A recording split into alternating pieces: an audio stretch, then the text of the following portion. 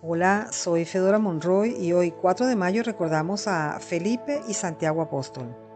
De San Felipe el Evangelio dice que nació en Betsaida de Galilea. San Juan cuenta que Jesús lo llamó a pertenecer al grupo de los 12 discípulos al día siguiente de haber llamado a San Pedro y San Andrés.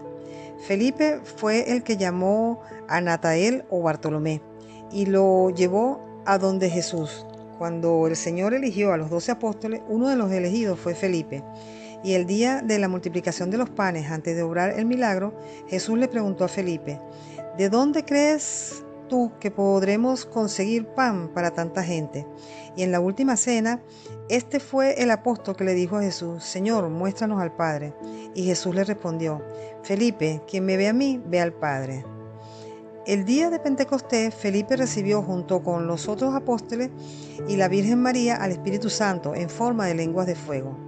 Los narradores antiguos dicen que este apóstol, después de Pentecostés, se fue a evangelizar a Bitinia, en el Asia Menor, cerca del Mar Negro.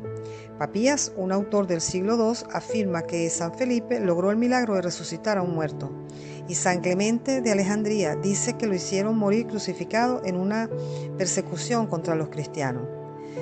De Santiago el Menor se le llamaba el Menor para diferenciarlo del otro apóstol, Santiago el Mayor, que fue martirizado poco después de la muerte de Cristo. El Evangelio dice que era de Caná de Galilea, que su padre se llamaba Alfeo y que era familiar de nuestro Señor. Es llamado el hermano de Jesús, no porque fuera hijo de la Virgen María, la cual no tuvo sino un solo hijo, que es nuestro Señor Jesucristo, sino porque en la Biblia se le llaman hermanos a los que provienen de un mismo abuelo, a los primos, tíos y sobrinos, y probablemente Santiago era primo de Jesús. San Pablo afirma que una de sus apariciones de Jesús resucitado fue a Santiago, lo llamaban el obispo de Jerusalén, y el libro santo refiere que la última vez que San Pablo fue a Jerusalén se dirigió antes que todo a visitar a Santiago, y allí en casa de él se reunieron todos los jefes de la iglesia de Jerusalén, según los Hechos de los Apóstoles del 21 al 15. San Pablo en la carta escribió a los Gálatas y afirma: Santiago es, junto con Juan y Pedro, una de las columnas principales de la iglesia. Cuando los apóstoles se reunieron en Jerusalén para el primer concilio o reunión de todos los jefes de la iglesia, fue este apóstol Santiago el que redactó la carta que dirigieron a todos los cristianos. Hechos de los Apóstoles 15. De él se decía: Santiago era llamado el Santo. Pasaba tanto tiempo arrodillado rezando en el templo que al fin se le hicieron callos en las rodillas. Rezaba muchas horas adorando a Dios y pidiendo el perdón al Señor por los pecados del pueblo. Muchísimos judíos creyeron en Jesús, movidos por las palabras y el buen ejemplo de Santiago. Por eso, el sumo sacerdote Anás II y los jefes de los judíos, un día de gran fiesta y de mucha concurrencia, le dijeron: te rogamos que, ya que el pueblo siente por ti gran admiración, te presentes ante la multitud y le digas que Jesús no es el Mesías o Redentor.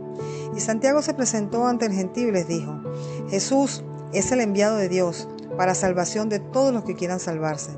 Y lo veremos el día sobre las nubes, sentado a la derecha de Dios.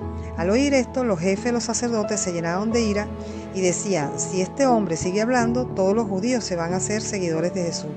Y llevaron a la parte más alta del templo y desde allí lo echaron hacia el precipicio. Santiago no murió del golpe, sino que rezaba de rodillas diciendo: Padre Dios, te ruego que los perdones porque no saben lo que hacen.